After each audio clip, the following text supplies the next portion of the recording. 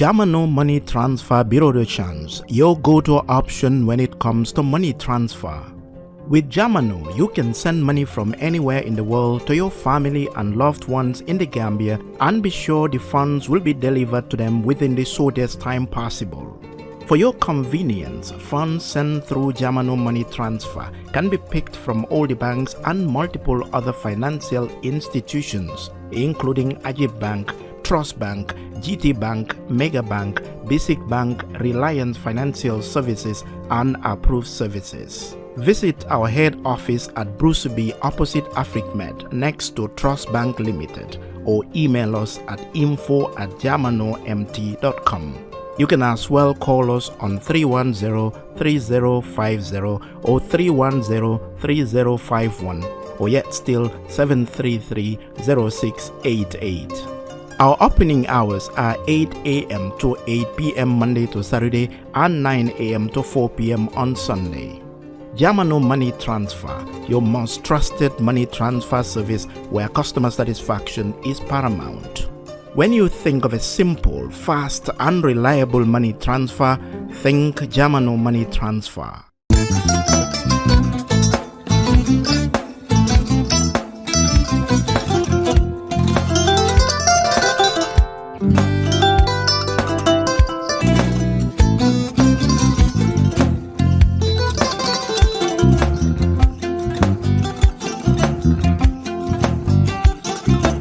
Agada.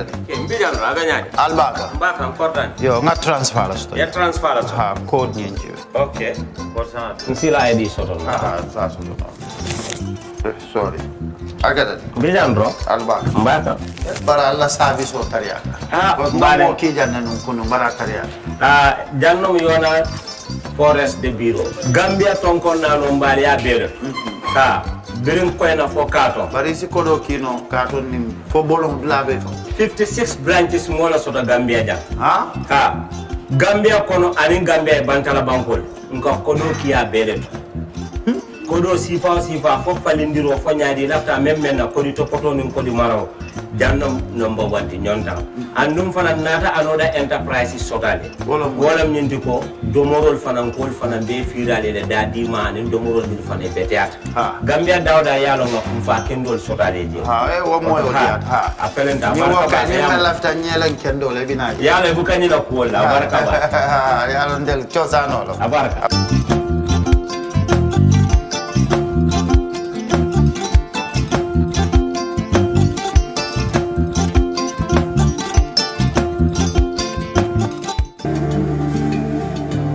Islamic microfinance is becoming an increasingly popular mechanism for poverty alleviation, especially for developing countries around the world. This microfinance service adheres to the principles of Islam as a form of social responsibility. Yona Islamic Microfinance is the Islamic microfinance of choice in the Gambia, trustworthy and reliable. At Yona Islamic Microfinance, we provide savings products, current accounts, financing products in conformity with Islam. In addition, Yona Islamic Microfinance also offers local and international remittances, takaful fund, management of zakat, management of awqaf, trading and investment, and building of strategic partnerships to bring financial services to the doorstep of the poor with donor projects, madrasas, youth organizations, women groups, and farmer organizations. Make a choice with Yona Islamic Microfinance today. For more information on Yona Islamic Microfinance, call 377-2151 or 9832-151 or visit Yona head office at Tipa Garage, Bakote, or visit any Yona branch located countrywide near you.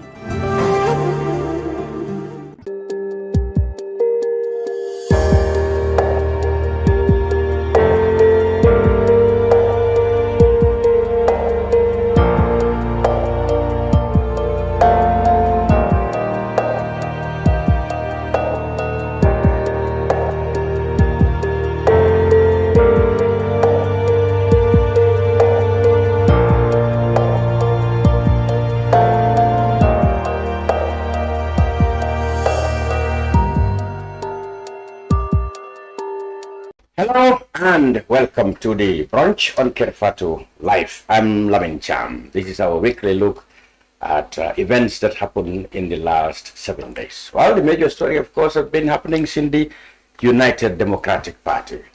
The UDP went through a keenly contested flag bearer race that eventually crowned veteran leader Saihou Mballow as the party's flag bearer in 2026. But it was not without uproar. If you want, a tumultuous affair it was, and is now apparently leading to mass resignations among the executive committee members. We will take a look at this. Is the UDP at crossroads, or this is just part of a democratic process? We will also look at the recent cabinet reshuffle, if you like. A man has been given a job as minister, but he said he doesn't want it. Why? We will look at all that in this edition. And also, the National Assembly has raised registration fees for political parties from $1 million to $2 million. How is this going to affect people who are working on registering political parties? Well, one of them is in the studio. Let me introduce our guest for the very first time, Lamin Juwara. He is the political science lecturer at the University of the Gambia. Lamin Juwara, welcome. Thank you. Momodou, of course, academician himself, also a politician of the Afro. It's the Afro movement and what they are up to. We will also have his perspective. Thank you for having me once again, Mr. Cham. The Honorable Suleyman Saho, National Assembly member for Central Badibou for the United Democratic Party, was also among those who threw their hearts in the flag bearer race for the UDP. Well, at some point, of course, I guess he was not even shortlisted among the three. He will tell us why did he want to lead that party, or was his application something else? We will discuss all that. And the Honorable Saihou Mballow is here. Mr. Mballow, welcome. Thank you very much, Mr. Cham, for having me. He is a regular visitor to the Brunch. He will try to give us answers as to how that cabinet, reshuffle ended in somebody rejecting or declining his position. And what does it tell us all about the job of Auditor General and Minister? Who will you take? Which one will you take? Auditor General or Minister? Well, perhaps if we know, from this program, we will know why Mr. Momodou, for that is his name, declined to be minister. And also, do you think Babakar Ju, the Minister of Trade, is suitable for Defense Minister? All this will be in the program's menu today. Gentlemen, welcome to the program. Thank you. All right. Let me go straight to Mr. Lamin Juwara, political science lecturer at the University. Let me ask you, what's your thought on the recent political developments in the UDP, for example? Quite interesting because actually my position is graduate research assistant. Graduate research assistant at the UTG. Under the political science department At the UTG. At the University of Very Gambia. good. You will eventually become a lecturer, so. Yeah, sure. Yeah, perhaps if you look at the political atmosphere as it is now, quiet enough, you would see there's an English word they call palindrome. Pronouncing it both backward and forward means the same word. Oh, yeah? So that has been the evolution we have seen when elections are quite close over intra-party conflicts and other issues. And also the audacity is coming from some of the political parties over the United Democratic Party have seen of recent time also trying to open the space. Maybe the word democracy to them means that to them, but I think it was a palindrome. No matter what procedure, that would have still emerged as the leader of the party. So that was why I described the situation as palindrome. So on the account of the president in the appointment, and on one point you tend to look at it from a more administrative background. Is there not a psychological factor as a result? Because if you look at the Bakari Jame case, something like Jame, former central bank guy, and was still pointing towards trade ministry, and at the end of the day he contested the constitutionality of his removal from central bank. Then now we are seeing the Auditor General when the government is still owing us to audit report yet to be published, and all of a sudden the Auditor General moved in. So this have raised more questions than answers. And I think the government need to come out to tell us exactly what is going on. But quite an interesting atmosphere we have seen. Okay, we will go straight deeply into each of those things, the UDP, and why you call it, how do you call it? Okay? Palindrome. All right, Mr. Ba, what do you make of these two issues, very briefly? Thank you once again for having me here. Greetings to my co-panelists, Mr. Juwara, Saho, Honorables Saho and Mballow.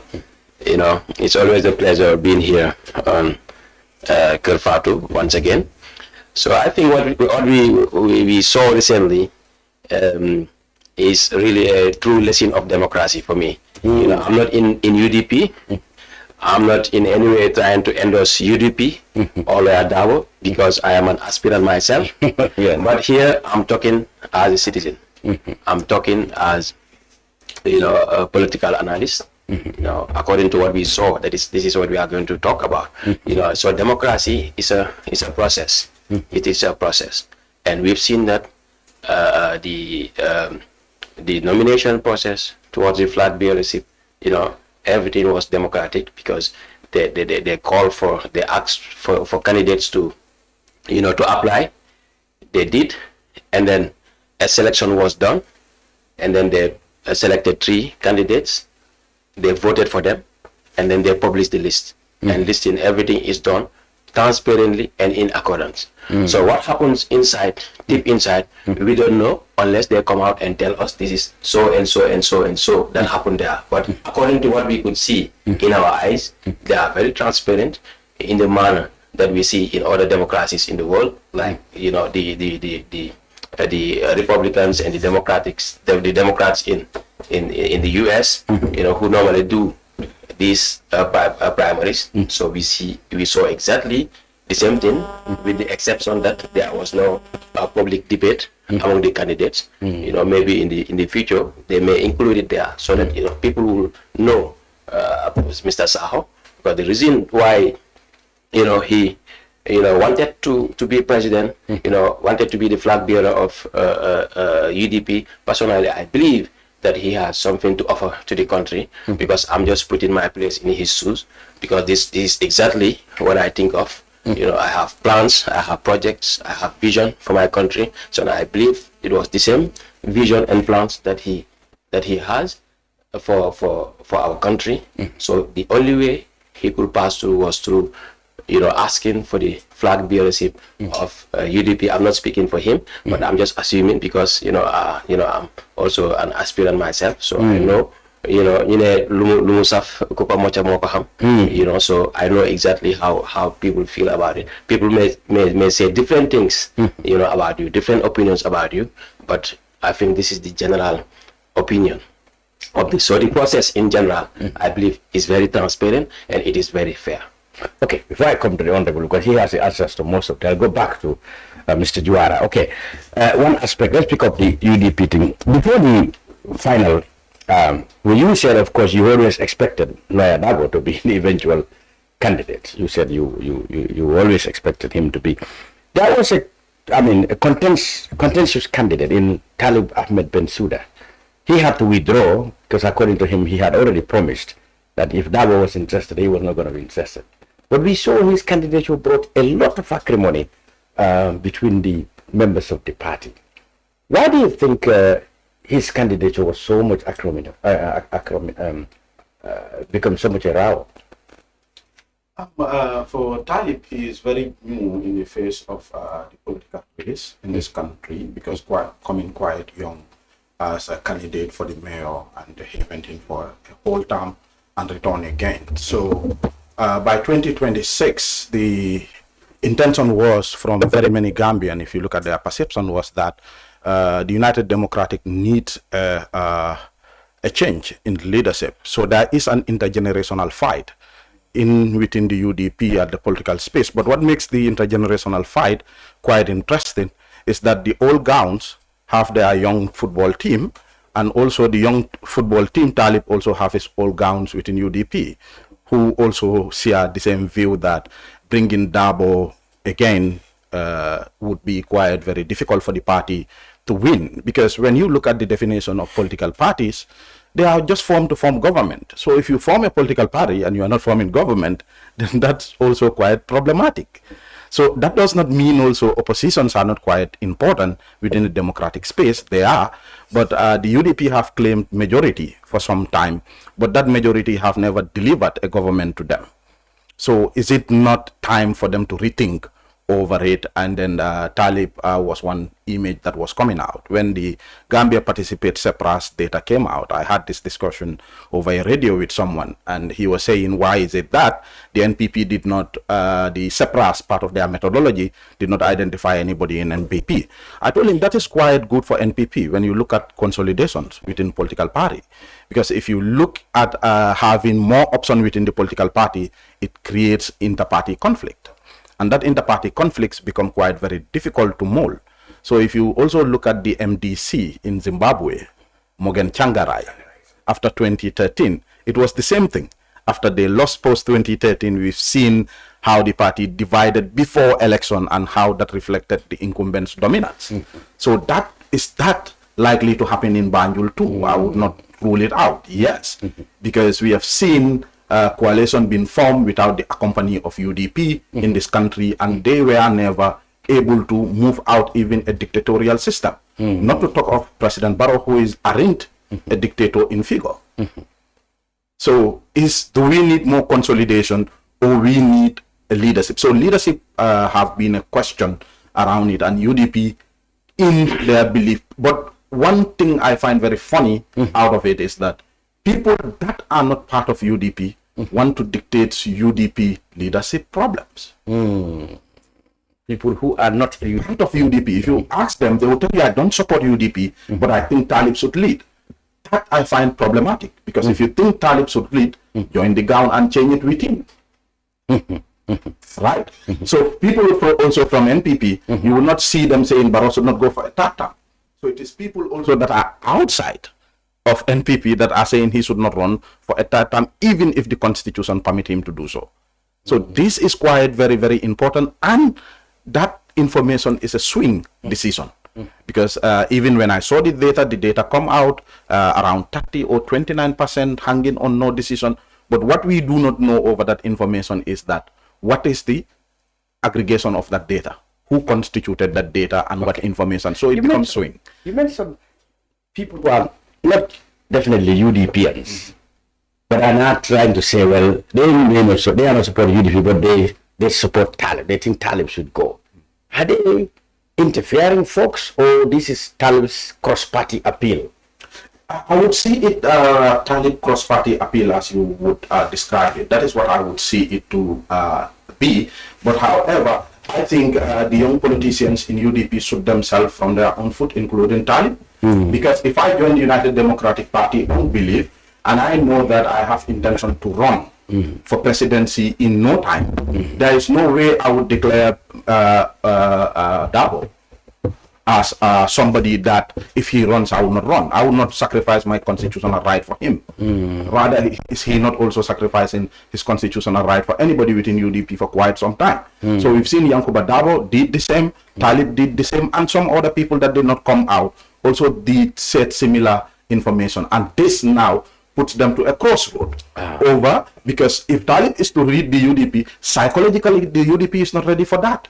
Because they have just picked a shock with Barrow in 2018 when they made him lead the coalition and they backed him up. He formed government, later severe with them, and in their mind is that they are being betrayed by President Adama Barrow. But if President Adama Barrow did not also do that betrayal, I would doubt if he was listening to Nikolai Machiavelli. And justify his means. Because going into the internal democracies of UDP with Ousseynou Dabo, he would have had the same fate as Talib. So that was why he ran his own political party. So Barrow was right. He was smart with his action. He was smart with his action. Yes. So he knew he would always have Dabo there as a threat over his. Right. So and it would be suicide. And you think that's what happened to Talib? So that is what happened to him. So now, if he is to test himself without UDP, and now the question is going to be, if he goes alone, I will tell you there is no chance for him. And if he has to go in for a coalition, I'm seeing also certain degree of people to convince, and whether those people will be ready to give him leadership. Because I've seen even part of the data, it suggested Talib, Esafal, and Mama Kande, if they form, they are a united force. But that would be, in fact, more problematic for leadership than Talib in the UDP. Yeah, interesting. We come straight to the man at the center of it all, Honorable Suleyman. First of all, why do you think? What motivated you to go look for Black Bear? Are you trying to, as opponents of Dabo said, are you one of the candidates who want to make sure that Talib is out at all costs? Thank you very much. Thank you. I feel so much, motivated by your, contributions to these panel discussions. By looking at my background, I'm a politician from Krado. Wow. I was born in family of politics, and I participated in youth politics. I participated in school politics. I was one time the chairperson of the Student Men Union Gambia College, and I was the regional chairman of Operation No Back Way to Europe, fighting migration in the North Bank region. I served as a teacher in almost all the regions of the Gambia. I rose to the rank of a head teacher. So I was born to lead, in short, to participate in the leadership, shaping the minds of the people. And when I joined UDP, I joined to participate in the political socialization of the party.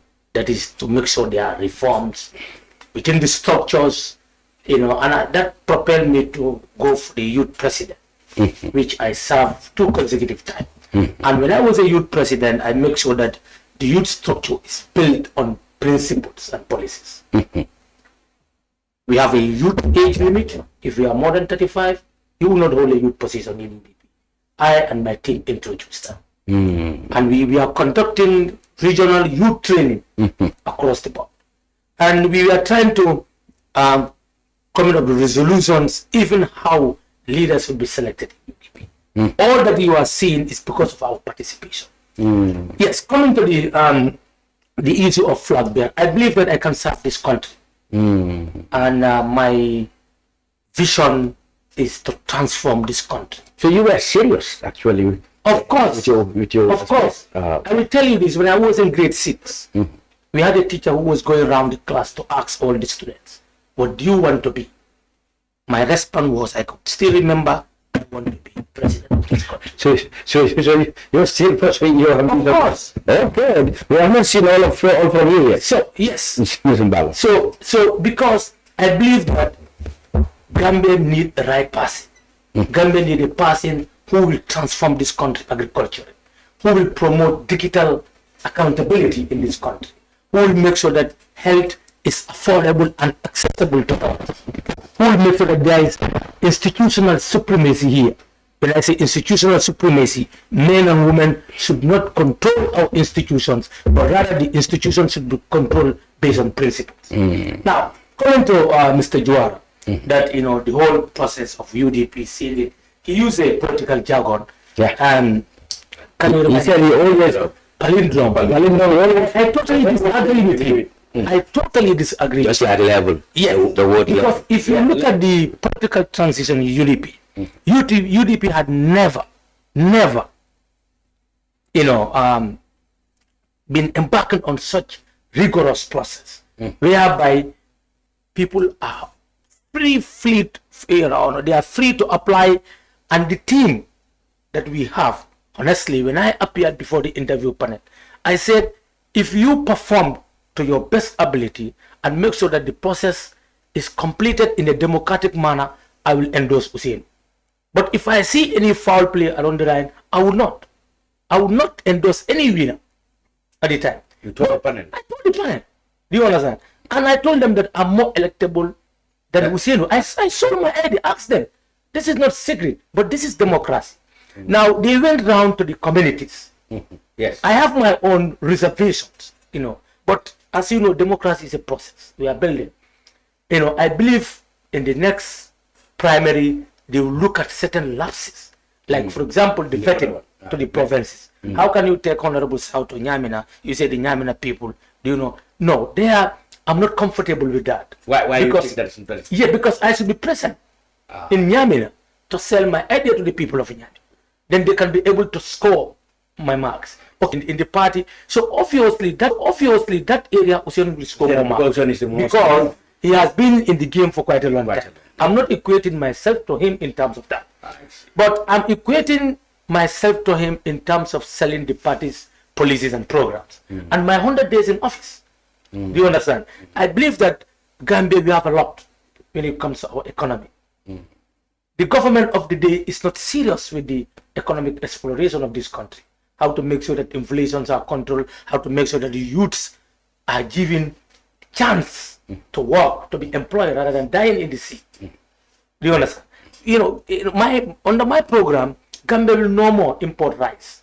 I believe that the Kians, the Badibous, the Nyaminas, the Jaras, and the Sierras can be able to produce enough for us to take it to other countries. So these are my programs. I believe that the sea that we have, that alone, what can we earn from that sea? So, but all my ideas now will compacted and be the party's agenda now, because the party's agenda, the party have chosen democracy, has spoken, the wills of the mind of the people have spoken, and they endorse Hussein. Now, look at the race. Talib withdrew because he was the 11th candidate. But what I'm saying is we must be prepared for business. If you want to become a politician, you must have thick skin, because we have seen how we removed Jembe here. Who was used on Jembe? Who was not here in this country? All tactics and means was used on Jembe. When Barrow was instrumental. You understand? So Barrow came. All tactics was used on Barrow. Do you understand? So who am I, as honorable member from Central Badibou, saying that people will not talk about me? People will not. No, because Gambia is going under a transition. Talib back out because he felt that so many people. No, I don't know the reason. The reason is known to him. Maybe you will be the right guy to call here. He said he had given his word. Yeah, but if you have given your word, let us all be honest. You should not be involved in the race. You should not, in fact, apply. At first, it was said that he didn't know. No, Chamo, this is what I'm saying. That's why I said in our political platforms, let's get serious people to do serious business. This country is at a crossroad. If you are ready to champion the cause, like is it Boniwela or Boniswea used to say, if you want a real revolution, find the right man. If you want the right change in this country, let's find the right people. Gambia suffered a lot. Do you understand? We must have people who can feel with our rural people. The rural people are suffering in this country. Women are suffering. Their agricultural products, they cannot in fact have access to market in this country. And look at our councils. Mr. Juwara said Talib may have a cross-party appeal that, and not only him, many neutrals think that could be useful. Now, like what? To the UDP. No, I agree with Mr. Juwara to some extent that you cannot decide for people when you are not part of them. Because nobody stops anybody to become a UDP member. If you believe that Talib is the person who can transform UDP, can transform Gambia, join UDP and help him. That's nobody who will stop you to do that. But you can't be try to dictate us. Okay, maybe they think also that these people who are interfering folks and not minding their business because they are not in the party, yet they want to dictate. But eventually the UDP will need people in the national stage. So therefore these people are right to comment, because eventually you may need I'm not saying that they are if people comment and you said you are not UDP, you cannot say anything. No. You might be wrong. No, we are not saying that let them not comment. But what we are saying that in the process, you understand, if you want somebody to come and you believe in the values of, if you believe in soul, you believe that soul is the solution, be behind him. Do you understand? Yeah. And the political parties, like he said, political parties are recognized groups that are there to look for government, but not necessarily to look for the government, but to participate in the political dispensation of the country. So now, if you don't belong to that group, there are certain important key decisions. It will be difficult. You can be sitting on the fence. Yes, you express your opinion, but you will not be a player. Exactly. Do you understand? So what we are saying, I have no personal vendetta against Tal. He's a gentleman like me. Do you understand? Yeah. And I believe I can do more than him. I believe I can do more than Usil. And that's what I have proved before the before the vetting committee. Because my academic credentials are all there. My experience of work are all there. My interaction with the youths are all there.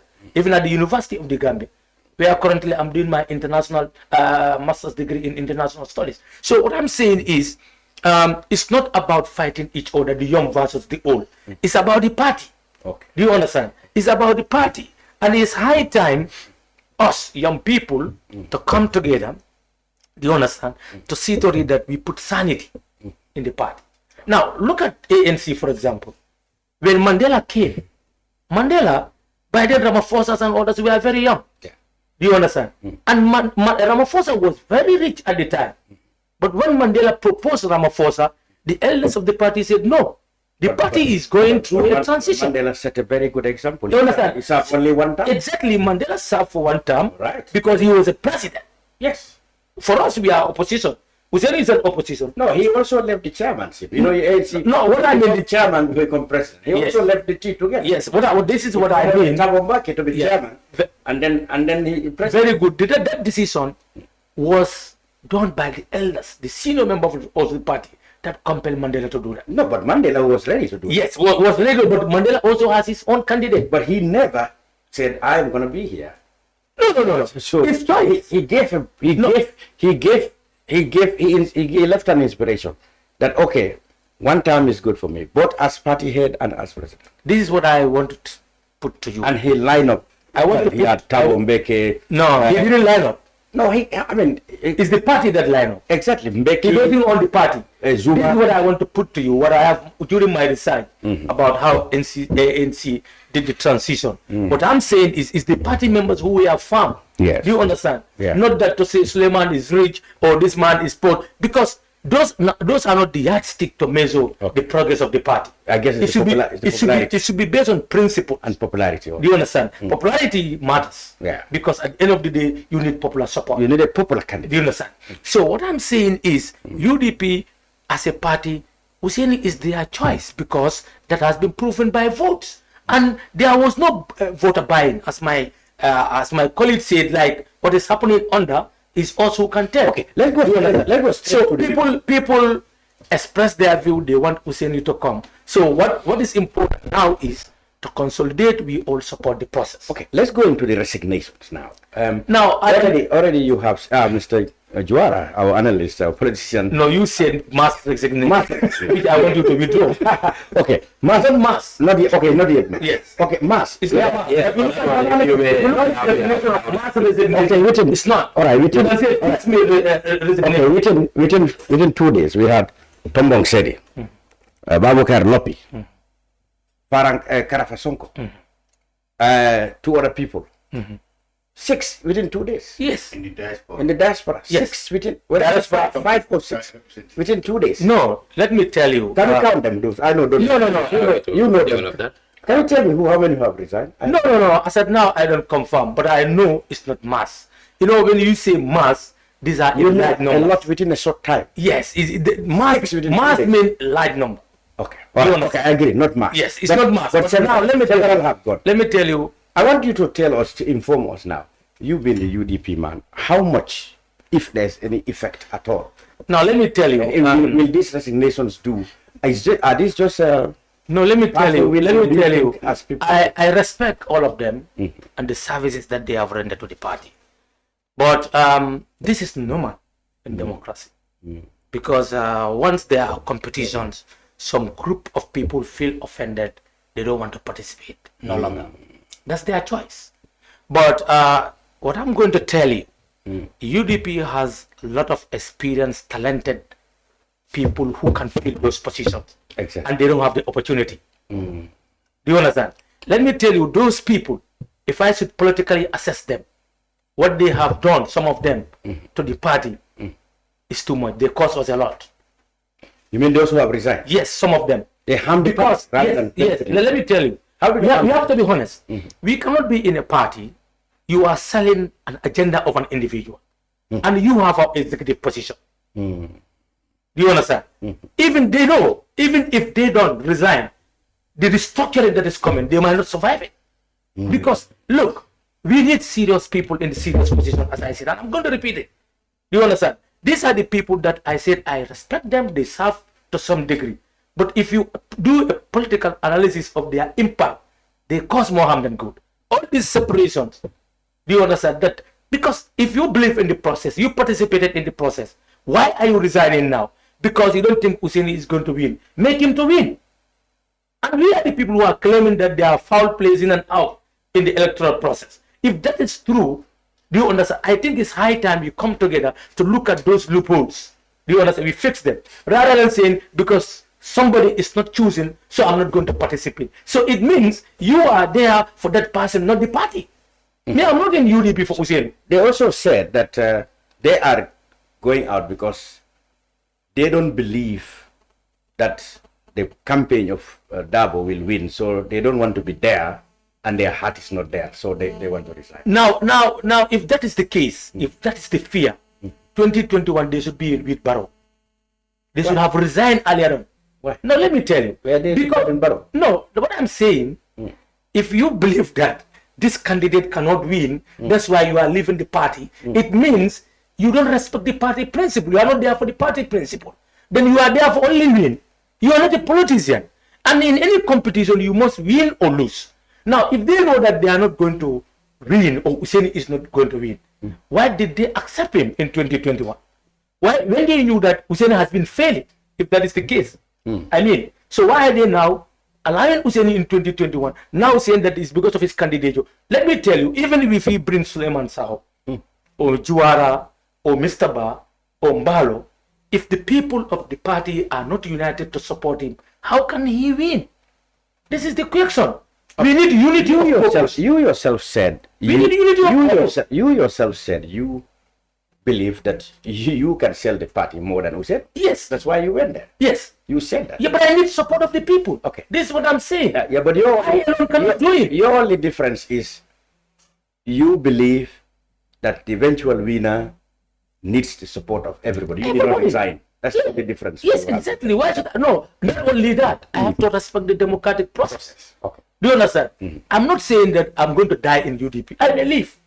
But if I should leave, I should leave with principles and purpose. Okay. It's fallacious to tell people that because somebody cannot win. So if you are looking for a win only, don't go for competition. Good point. Now, Or maybe Saihou Mballow will welcome them in listen, CP. I know all these are music. all what is happening is music to Saihou Mballow. In fact, if you continue, he may start dancing.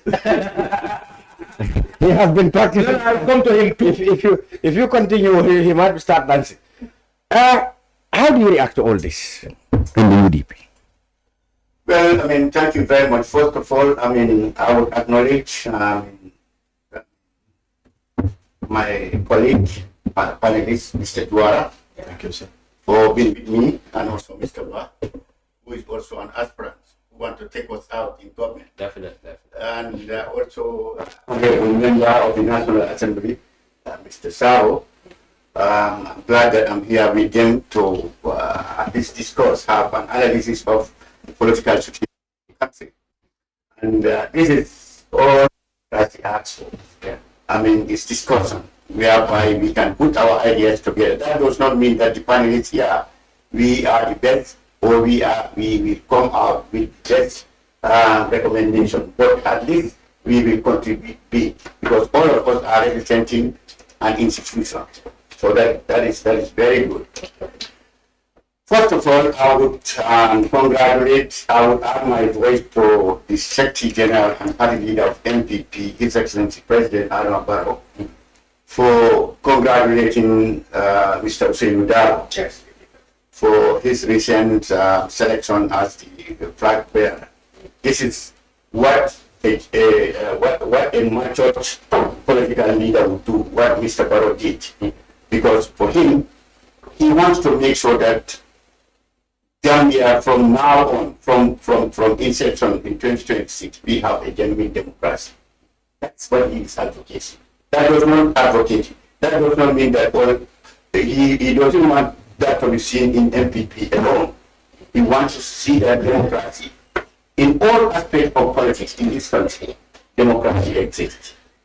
So for the UDP to go through this process and Mr. Dabo emerge as the winner of the selection process, of the selection process. That is something that needs to be commended. We are not saying that the process, we are not there. We are not saying that the process was free and fair. I'm not saying that. We are not saying that there were problems or unfairness or fairness. But what we are saying is, hence the party themselves went through this process, and Mr. Dabo emerged the winner. We recognize that and we congratulate him. Good. Although there are certain things that happen during the process of their selection, which for me, I mean, I saw as a hint in the democratic process. What is that exactly? There were 11 applicants Yes. in this process, according to records. However, it was only Talib who was singled out with insults and severe, I mean, criticism, which for me, I couldn't figure out why. Because what we expected was all of them. If Saihou Dabo is the choice of the party as a founder of the party, whoever challenged him, if that person should be criticized, all of them should have, that level of criticism should be put across. But why? I want to, still now there is no answer to that. Why is it that this serious accusation and insults that I have seen were only put on directed at Talib? Directed at Talib. And I don't blame him for quitting. Even if I were at Talib, to be honest, I would quit. If we are 11 in number, if we are other people who apply to challenge our Secretary General and party leader, whom we respect according to him, they all respect Saihou Dabo as the founder, member of the party, and also an elderly person in this country. He should be respected by all across political parties. Senior citizens should be respected. That is the fact. But if this respect that he has given him, all other aspirants has given Saihou Dabo, we believe this, the same thing. But why is it that he was the only one singled out? Insults. Attacks. They should have attacked Saho.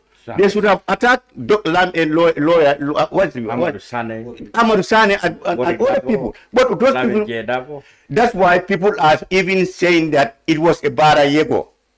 What is Barayego? To be honest. What is Barayego? To be Barayego. I'll come to that, to the Olaf. I want to know what is Barayego. Is it Wolof? Yes. It's Barayego. Except maneuvering. Yes. The Olaf said, when you hear Barayego, when you want to find a wife, you understand, you want to find a wife. Wife, yes. And I want to find the wife. Yes. Somebody want to find the wife. We discuss and connive outside. To agree that it's me, you support me outside. But inside, we are all looking for the wife. I see. I'm not saying me, but analysis are saying that in this selection process, there was a Barayego. I see. That to eliminate Talib.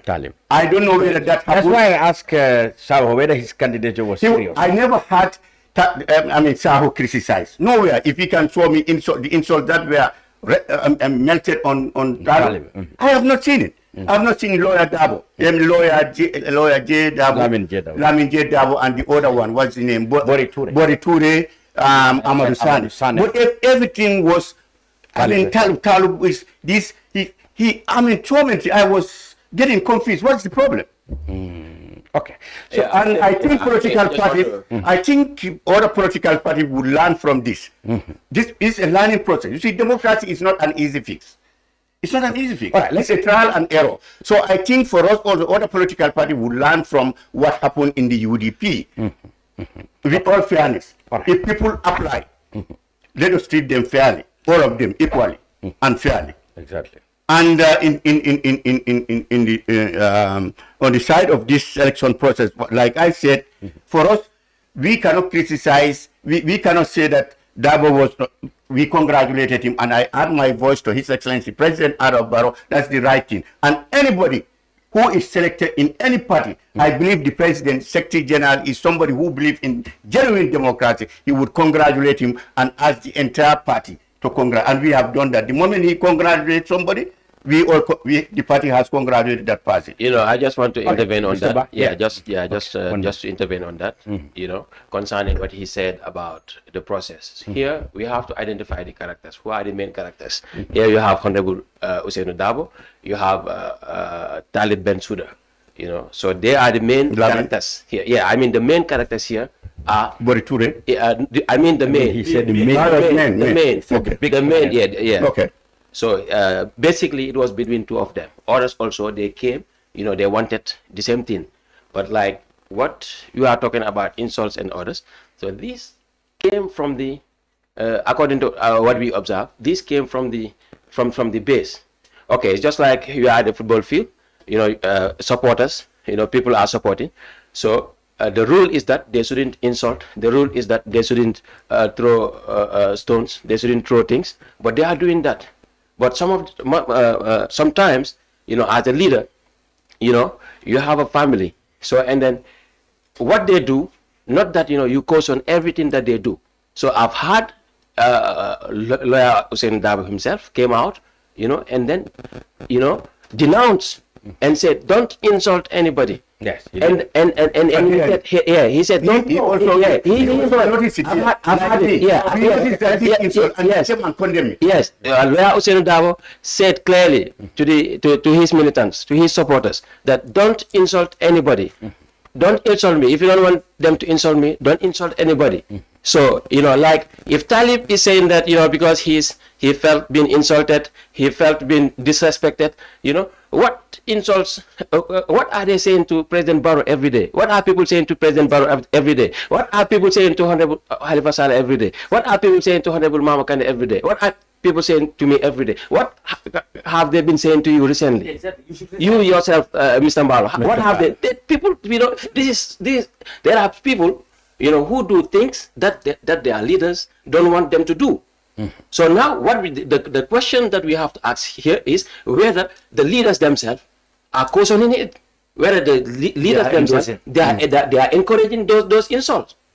Ever since, you know, for me personally, you know, I just compare Honorable Lawyer Darboe just like Sadio Mane. You know, recently, you know, in the Senegalese football team, you know, many people, many Senegalese want him out. Yes. They don't want Sadio Mane to be starting games. But, you know, in our society, it's good for us to honor people, you know, who fought for us. It's good for us to honor elders. And legends. You know, in their match against Congo, he started the game. Yeah. The game plan was that Van Bissaka, you know, and other players had to tight mark him. So he didn't see in the game. But at least when they considered the second goal, they scored them one, and then they considered the second goal. What he told them, he hit the calmer. Calm down, guys. Calm down. Calm down. Okay, this is what we need from a legend. This is what we need from an elder. Somebody who has won them everything. Somebody who has won them an African Cup of Nations. Yeah. You know, somebody who has qualified them to the World Cup on some occasions. You know, somebody who has, you know, played his entire career promoting, you know, supporting his team. We need those type of legends. We need those type of people. So Honorable Ousainou Darboe, as somebody, you know, I'm talking here, I'm not talking as a presidential aspirant. I'm not talking about as a concerned citizen. I'm talking as a concerned citizen. I'm talking as a concerned citizen. What we have observed. What we have observed. Yeah. Yes. Somebody who spent 52 years of his life, you know, in the service of this country. From 1973, he was already called in the bar in Nigeria the same year. Then he returned to the country. From there, in 1981, he was able to, you know, he was the lawyer, you know, who was able to rescue 200 people from having, you know, from facing the death sentence.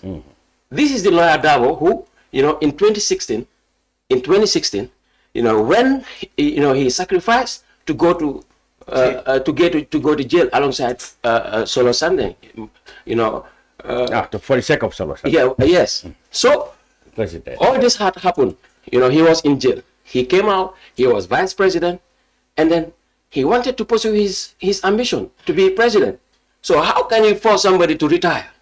You know, somebody who is with his senses. So, Honorable, nobody is more conscious than Honorable Usainu Dabo. You know, as you are talking. You know, let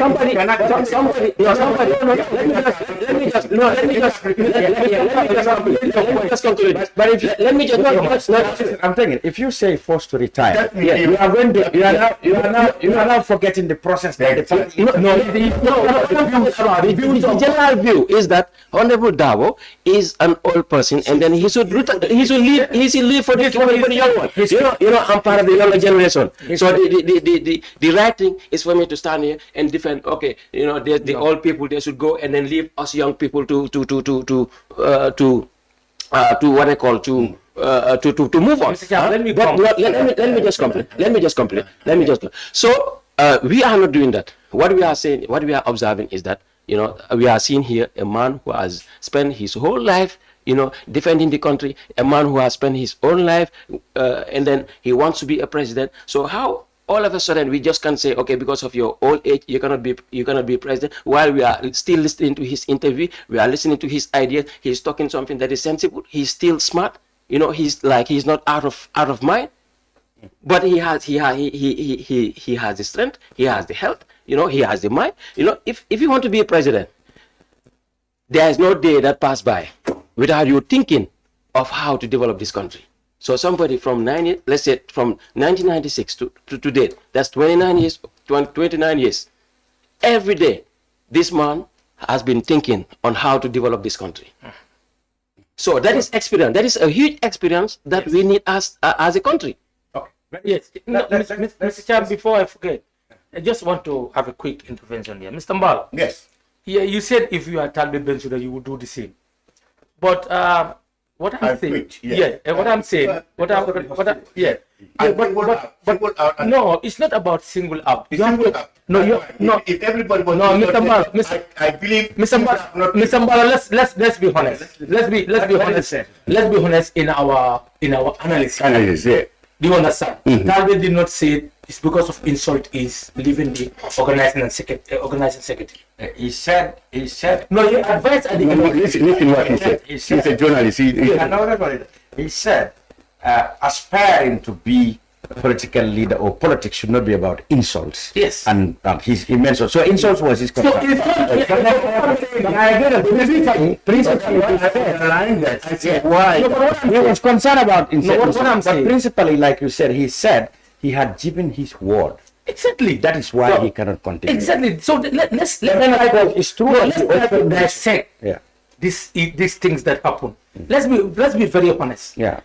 He talks about his resignation. Yes. Not to participate because already he made mention his father, this and that. Yes. Then later he made this general advice to the members. Yeah. But what I'm saying is, if Mr. Mballow can produce an audio where Talib is insulted, where his mother or father or his, because I know there are critics all over. To criticize somebody and to insult is different. But I have an audio here. I can play with your permission. We don't play. A staff of Talib Bensouda insulted Hussein Dabo. They are staff working at KMC, working with him. Okay. They are like insulted Hussein Dabo. Okay, now. And you cannot produce any audio here where somebody from Badibou insulted Talib. Talib is highly respected. We know they have been. Let us not try to get sympathy vote from people or you people looking for them. I know MPP is trying to look for them. No. That's why you try. Because Saihou Mballow, you are founding father of UDP. You know what you did it to. I can bring some of your interviews with permission. You know what you are saying to Yaya Jammeh. Do you understand? So politics, this is what I'm saying. You listen to them. You All right. Finally, people cannot be arrested and kept incommunicado. That was why we were finally. We all need that. We will not tolerate accept. We are going to Mr. Juwara. That's all. But we never tolerate. I never tolerate. Honorable Saho has told us that my question was how affected the party would be in the wake of these resignations. So, and he's been telling us that he believed these people would have been sacked anyway if they had not gone Not SAP per se, but what I'm saying would have been removed. There will be a Congress, extraordinary Congress. Removed. Yes, and there people will come and vie the position because they will you cannot be with us and you don't want to serve for the purpose. Okay, I want you to see your independent thoughts on whether these resignations are really going to affect the party, or you think the UDP, being the main opposition party, would still survive without any scratch? They will still survive without any scratch. But one thing I will put into perspective is that in a simple majority first past the post, one vote makes sense. Yes. So if UDP lose 6 votes at the moment, so that is quite scary. I'm bringing 100. So I'm bringing 100. After everything, I'm organizing a rally. So this is what I'm saying, and it's not just an ordinary individual leaving the political party. It's executive members. Yeah. And the week actually started with not this 6, but Talib himself. Because let's put this into context. You see, the coming of Ousainou Darboe as the choice for the UDP did not affect the outcome of Talib's behavior. No, that do not also affect the democratic procedure. I respect the democratic procedure. For the first time, we've seen a political party picks this audacity internally to come up with something. Yes. And still it gives us the result that it has been giving us previously.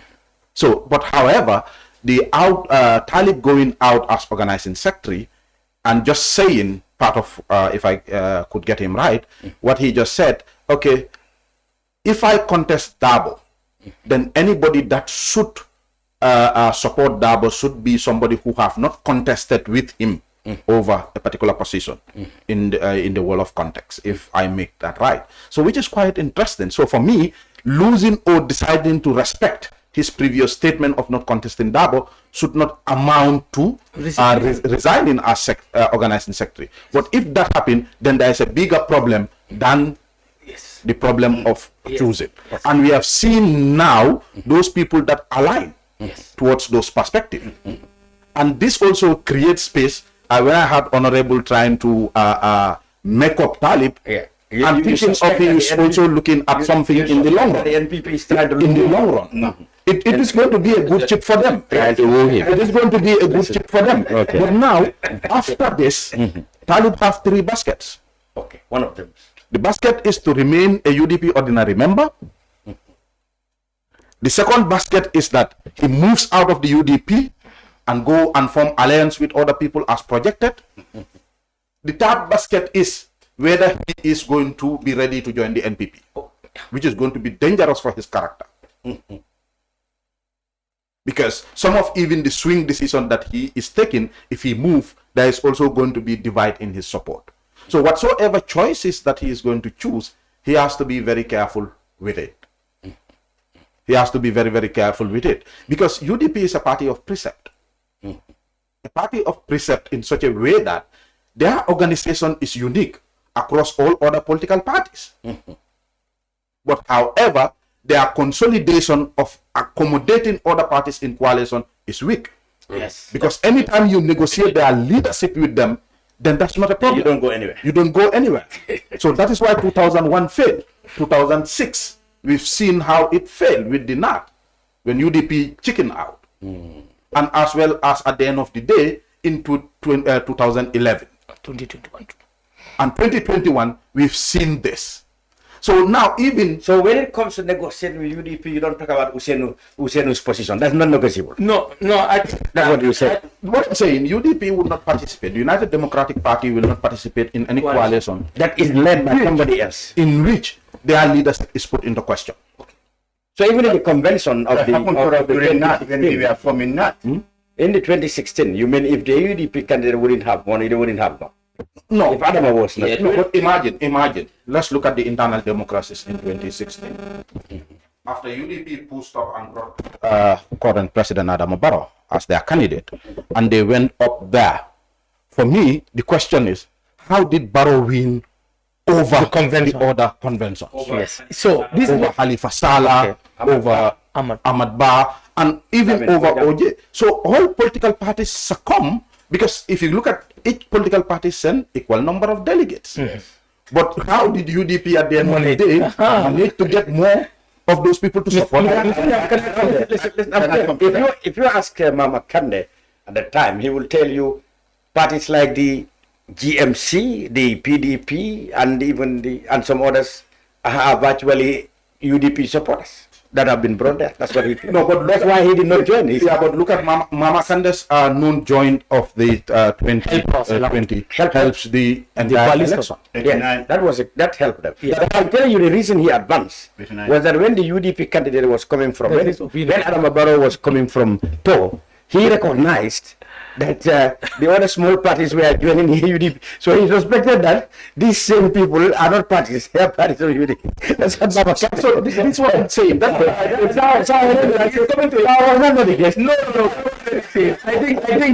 think you are compounding what Juwara is trying to put here. That's what Mama Kande said. Now, yes, because UDP, we have a base, definitely speaking.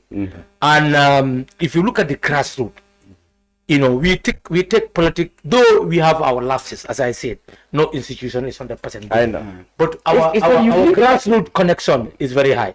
And you remember that convention, it was very democratic. Yes. But how did Adama Barrow win? That's now strategies and tactics. Yes. Do you understand? This is what we have in UDP. It's all about your strategy and your tactics. Now, if they want, we are not against any coalition, UDP. And it's not that we don't want anybody to lead us. What we want is, we want majority to be also recognized. And democracy, majority's decision is highly valid. You all agree with me? Yeah, but I think... Let me come now. Now, when we want to form a coalition, don't try to micromanage or belittle my majority. Let the ground be fair for all of us. And if the ground is fair, because it's about majority, UDP will always lead. Because we are the majority opposition party. There's no doubt. Do you understand? So, but not that, we don't want Khalifa to lead, or Jajara to lead, or Mr. Chamno to lead. But what we are saying is, and let me tell you, we are open for coalition. And you see a different ball game this year. No, because we learn a lot. You understand. Let me say this statement. Is that, of course, UDP, you cannot form a coalition without them and expect to win. Yes. That is true. Yes. But he's trying to say that if you form a coalition and you are expecting them to give way for whoever... They cannot give way when the selection is done by vote. This is what I'm saying. If you look at our coalition formation, often their coalitions are formed in two. Yes. It's either a coalition is formed with the intention of governance, which is governance coalition, or a coalition is formed to win elections. And a coalition that is formed to win election is equal to a military revolution. Once election is won, disintegration comes into play. This is what happened in 2016. And that is what killed the 2016 coalition. Yes. The architecture was in fact meant for governance. Yes. But the attitude of the rational actors there was not entirely governance. Yes. It was election. Let's move Jame, let's move Jame. Exactly. After Jame, 3 years. 3 years, then we become serious as governance, coalition, or move into party issues. So that psychology comes into play. So when that actually pushed up, people learn. I'll tell you one thing. President Barrow have no answers to our question as Gambians, but he is getting quite mature in politics. And his moves, you underrate it. Yeah. Come 2026, you cannot move him out. And his incredible tolerance. Very well. His incredible tolerance. That is part of his tactics. Yeah. That is part of his tactics. And let's talk. Yeah, but he's obliged to be tolerant. No, but his strength is his tolerance. He's obliged to be tolerant. No, because, democracy is not, it's not given. It is earned. That's helping him not to be That's not only his nature. That is the nature of the Gambian people. Mr. Jam, that is the nature of the Gambian people. No, everybody is not. Look at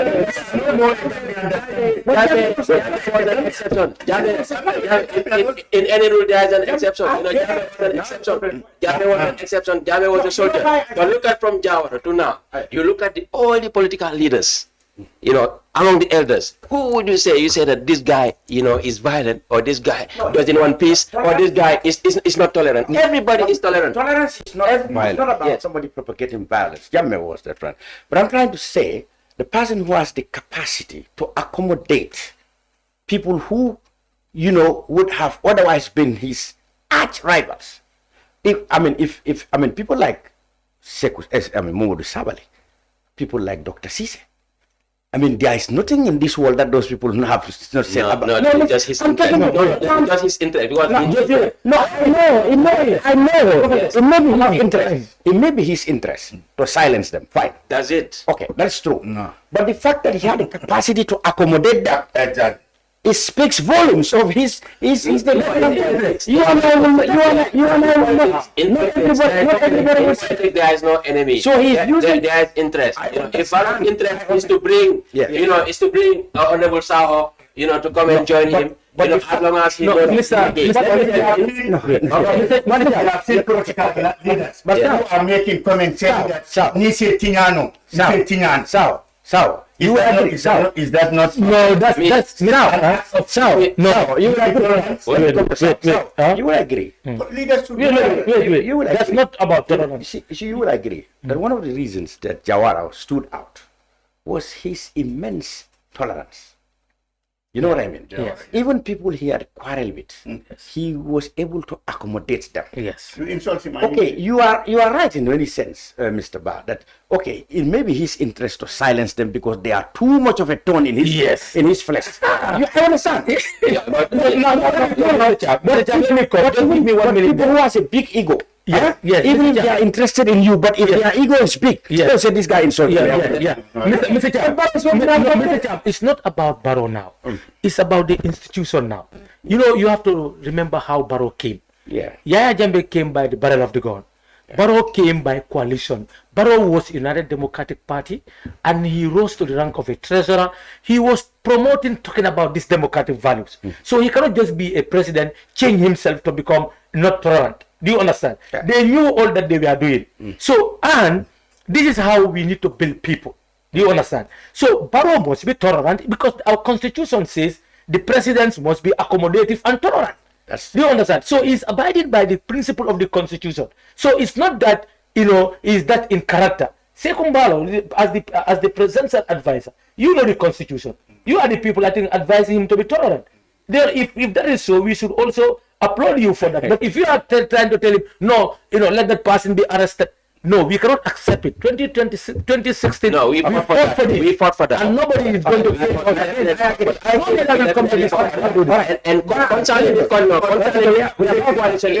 concerning this coalition issue, because I haven't spoken concerning that, so we are into that. No, so definitely, but we just have to reflect back.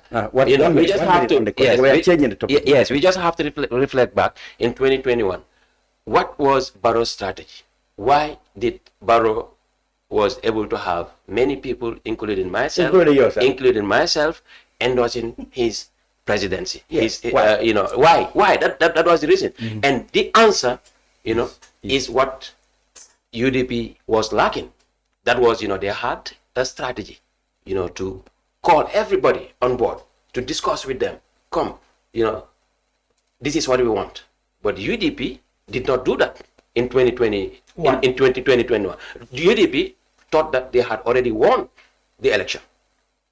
So you don't have to be complacent in politics. In politics, you have to call everybody. You have to talk with everybody. You have to sit with everybody. No, we did that because but.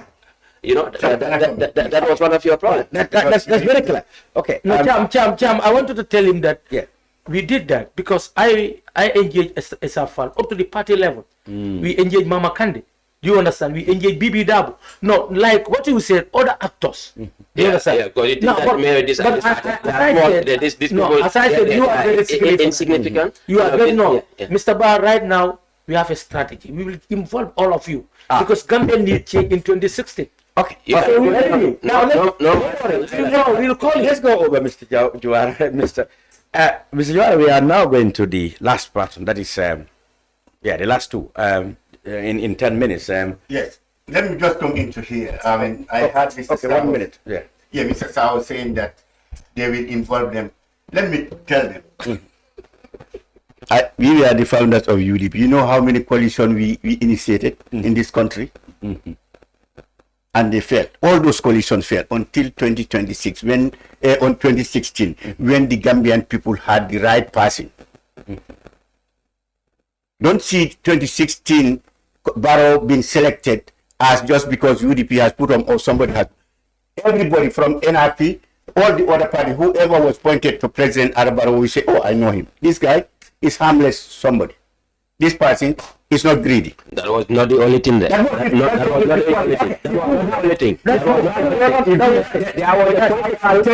a political maneuvering. No. There was a political maneuvering, and I know something about it. Part of Barrow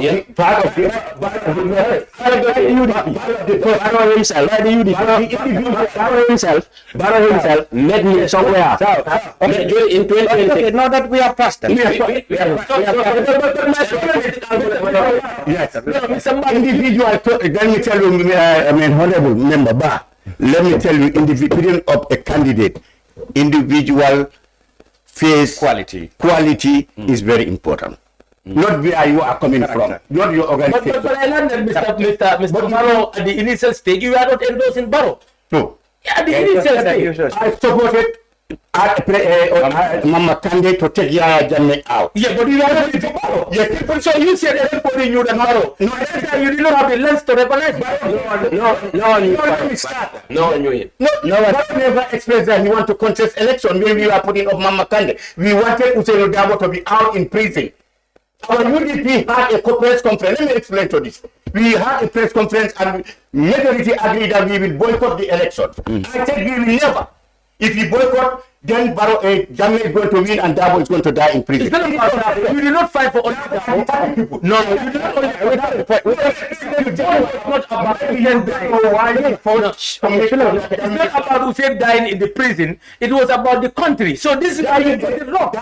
No, that's why you got it wrong. Incarcerated that time. That's why we have to put up a strategy to make sure that we evict and free our people. Okay. That was exactly. No, Mr. Mbar, thank you for that. What I'm saying, you said something. He said one thing. He said people recognize Adama as the man who is. I said, GDC and you did not recognize it. Because that time Adama didn't come. So those Adama came last. Adama Barrow came as a candidate in the last. Okay, I understand. And what we did was a strategy. That Mama pulled out votes from Jammeh. It was a strategy. It was a strategy. That was an opportunity for the Gambian. If Jammeh had the Mama Kande votes, do you know that he would have been here? I agree with you that But we pulled those. I agree that Mama's separation helped us a lot in the coalition. I'm saying it was not a strategic move. It was out of not wanting to join UDP and the coalition. He went on his own. It favored us. Yes, true. But I said it was a strategic move. That's right. But honestly, during that time also, Jammeh, Kande was rumored to be closer than Jammeh than any other than the coalition. Not rumored. I say he was rumored to be closer. He was rumored. In fact, that was what. Minimize his impact. Let's wrap up this topic. It is understood that at every year will come. That's why we are going.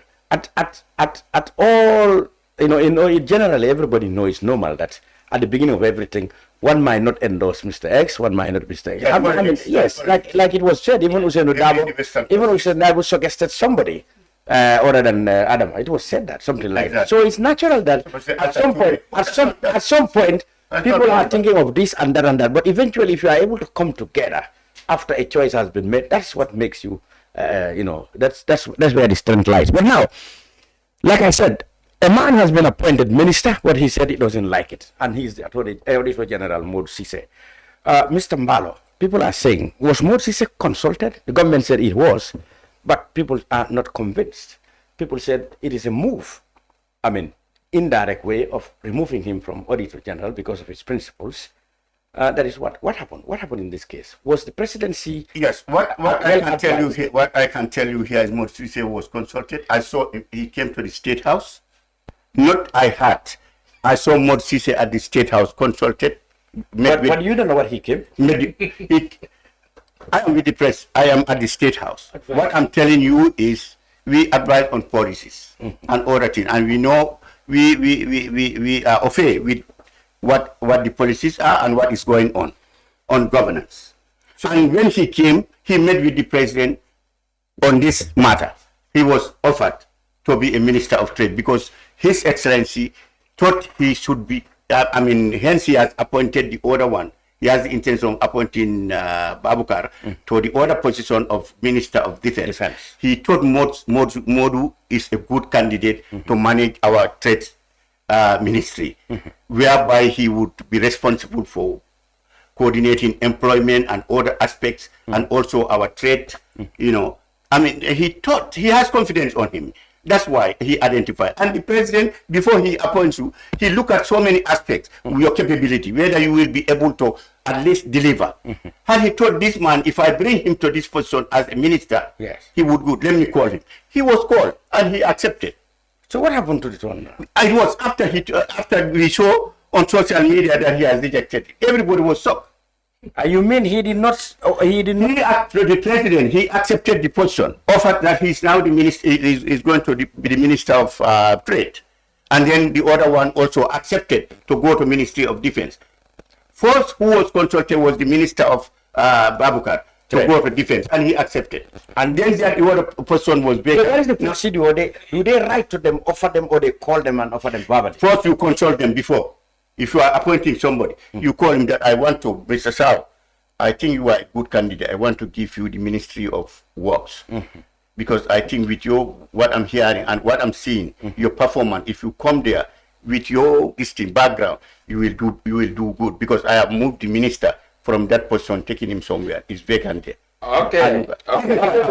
Okay. This is how you do it. If he asks a point, he say no, I don't like to be a minister. I don't like the person. So what you said just means that Saho has turned down my offer. Okay, Mr. Then I will look for somebody else. All right, before you come, let me come. Now, what do you make of? So, what do you think happened? He went and had a change of mind. A change of mind. And how did he communicate that to the president? For me, I saw that on social media, and I think even the president, we saw that on social media that he has rejected. That I don't know whether it's his, the Auditor General office. Yes, something of that sort. A statement to say a statement has come out. Yes, this is how it came. So what happened next now in this case? What will the president do? Well, now now people have been appointed. Now all of a sudden somebody has rejected that. We look at what we can do. Okay. Because we have moved other people. People have been moved to these positions. Yeah. So now what's going to happen? That is left with our our legal team, who will advise now. I cannot advise on that. What the president will have to look for somebody for if I appoint you and you reject it after appointing you, what can I do? Okay. That's funny. Yes. What do you think? You accept and you reject. That's why we want a change in this country.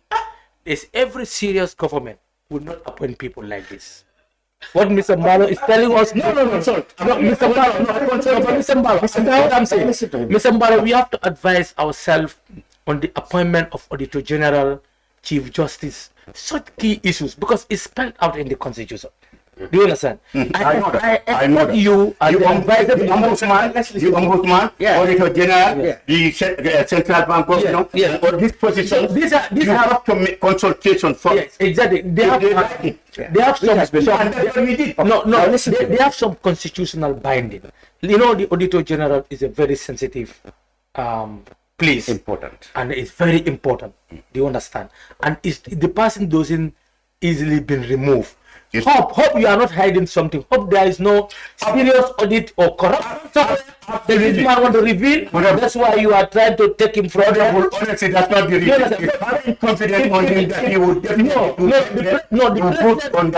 the president should not appoint based on only confidence. The president should do background checkup. That's why we said the constitution, the ministers appointed or this kind of people, auditor, like ombudsman, they should come to the parliament. Ombudsman comes to the parliament for appointment, for verification. Now, auditor also should come. You do the background check on the individual. Don't look at Suleyman like this and sweet tongue. You think that I can do this particular job. You have to look at my background. It's not in our constitution right now. It's not in our constitution right now. Yeah, it's consult. It's not in the office. No, it's in the constitution.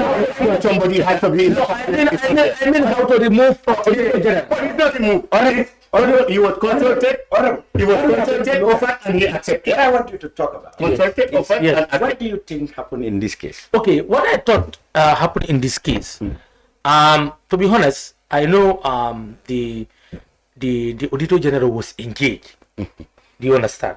So when he was engaged, after leaving the place, he knew that, look, legally, I cannot just give up this position. I have a legal string that can support me. And he had seen the conspiracy. There is conspiracy in this. To my own understanding, he realized that there is a big conspiracy in this. Why, at the mid of the year, you are removing an Auditor General to be a trade minister? Do you understand? Does he have the trade background? This is what we need to ask fundamentally. So there is conspiracy. And when the man knew that this could be a conspiracy, now he's saying he's not going. But the way it has been communicated on the social media, to me, I don't think that's not the right way too. Do you understand? It could have been, hadn't been, he's appointed with an appointed letter, he should have written to the office of the president. Do you understand? So, but I don't know all that happened. But what I'm saying is, the way your government operates is very wrong. Good. That's why you need to be removed. Mr. Ba, Thank you. what do you think happened in this case? Thank you. What happened in this case? What do you think? Because Mr. Mballow, No, I will tell you with Mr. Mballow said what? I will tell you with certainty. Okay. It happens like this. Okay. These people, Mr. Mballow, don't intervene. Okay. What you Democrat? Mr. Mballow saw things. Yes. No, presided over things. Yes. He explained what happened. Yeah, what you are going to say is what you think. Yes. It is what I think. Yeah. But it is almost what is certain. Okay. What happened? Because already it is very clear that Momodou is doing a very wonderful job at the National Audit Office. Everybody knows about this. What she said? Yeah. Momodou is a different. Exactly. Yes, thank you. Yeah, Momodou Cisse has been doing a very wonderful job at the National Audit Office. There has been a lot of reports on his table, and sometimes there are even leaked ones, on the public. We've already saw it, from different platforms in the country. And then, now that this guy is somebody who is very honest, somebody who just wants to do his job, now the Barrow and his people thought that we have to remove him from that position and then promote him, promote him in the sense that give him a ministerial position. Okay, so they will tell him that, okay, this guy, if you give him a ministerial position, he will accept it. So this guy also is very smart. This guy, what I mean by Mr. Momodou Cisse, the Auditor General, he's a very smart guy. He accepted. If you are called, suñ la wooyee, ñu ne ku la woo, suñ la waxut ñu jox la. He was called. If you are called, if you are not given, You'll be told. You will be told. So then, exactly, he went to State House, and I concur with him on that. On the basis that he will accept the offer, he will accept it because later on he will never have the proof to tell to the Gambian people that Barrow had offered me this. I see the point. He accepted the offer. Momodou Cisse accepted the offer on the basis that to show to the Gambian people this is what these people want to do, and then later on rejected it because he's a conscious guy, he's a patriot, and then he want to make things clear. Why did he reject it in the first place? No, because what if they deny? If they deny, Let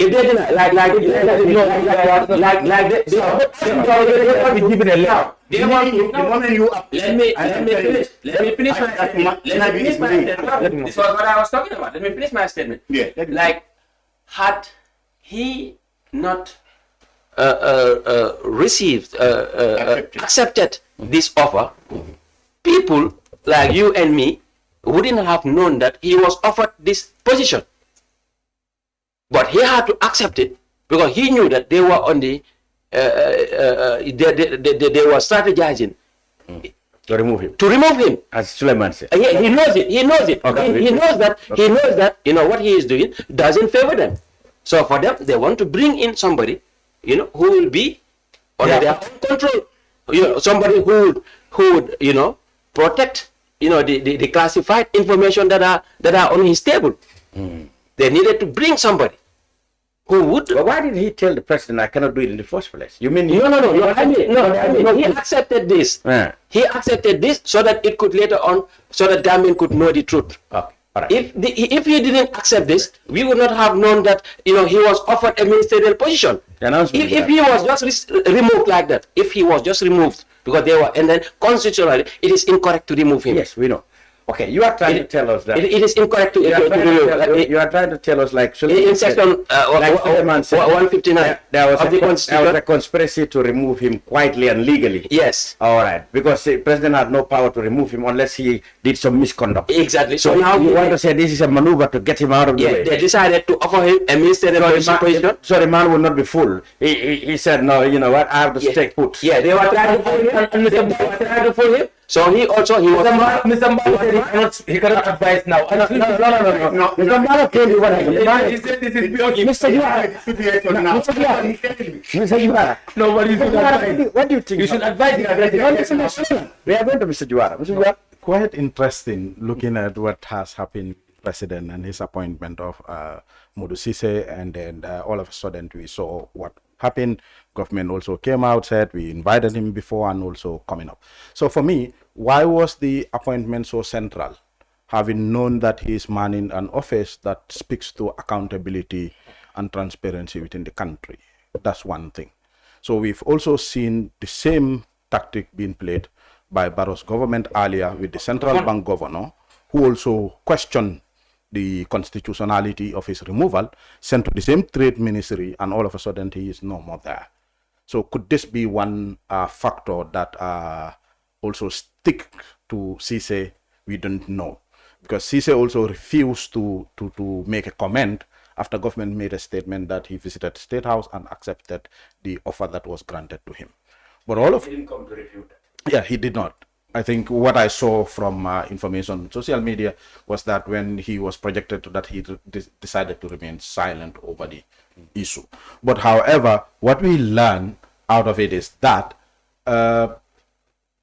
it was not a good move for me in the first place. Why? Over the fact that the defense minister was moved to trade minister moved to defense. Yeah, That- the first defense Defense was vacant.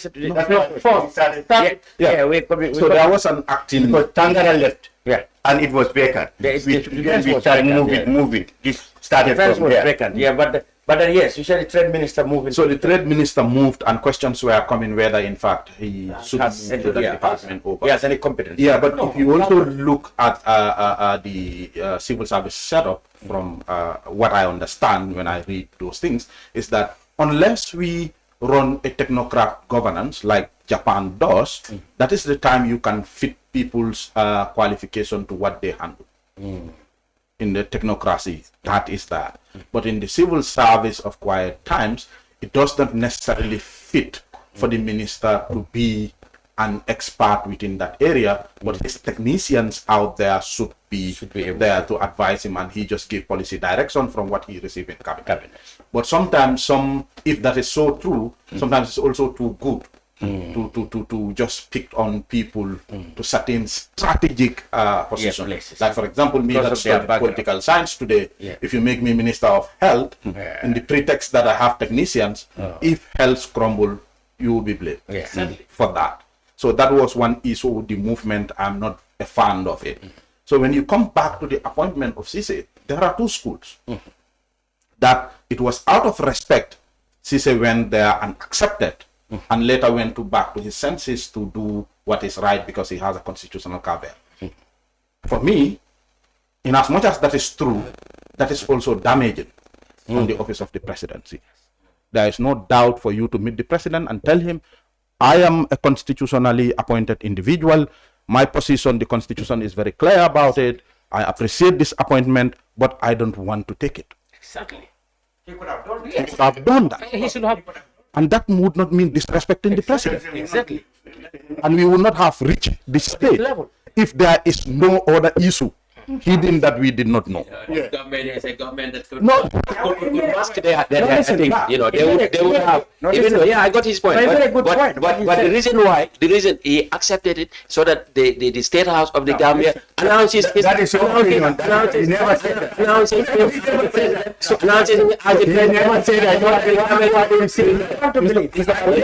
He never said that. If Mr. Makes a lot of sense. They will have masked it. They will have masked it. Even the first instance, as Mr. Mballow said, Mr. Cisse told the president, thank you very much for the offer, but because of A and B, I have politely declined. I'm sure the announcement wouldn't have come. They will have said that. They will have said that we call him. You know, on another discussion. Today, if Moses comes out and said that, you know, the president called me. I doing what I said. The president called me, so I was offered. Dr. Sisse will come here.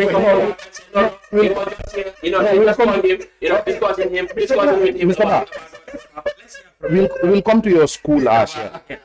He said there are two schools. There are two schools. Yeah. So if the second school is that the cabinet or the president is being cynical over his action over trying to remove this guy because of some leaked informations that are coming from the two pending audit report that are yet to come, and they should have come earlier than now.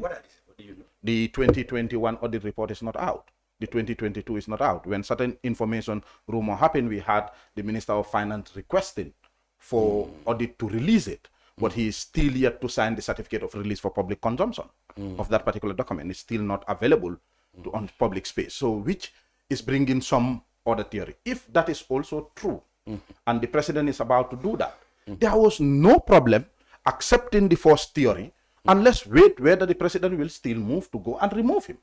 And if he still removes him, we would remind the president over the right, the constitutional right of this person, because he's not incompetent. He don't have grounds to say that he's not doing good work. So then there sells him also too.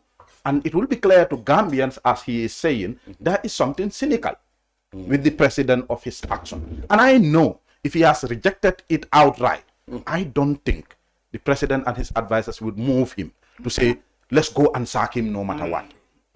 I don't want to believe that. Yeah, I think if that is also an account, then there would not be any intelligence in that move. The action would be so lame, and as a result, it is going to be too damaging for the president. Looking at the hit of what is happening now, for young people coming out protesting about inefficiency, you look at the issues of concessions that are going on, our public institutions being to move to public-private because of inefficiency and all those orders that are coming. And some of the information that we are receiving that this likely happened over the issue of GRA, the Asekuta system, when the audit went in there, and as well as the IEC issue with the police concluded all those other things. And now perhaps we are waiting for government to take action. And as well as the journalists. The Mustafa and the media over what they could bring to Barrow's government over that. So if that is true, it would be so out of calculation for the president, for this guy to reject the position and president proceed to move him.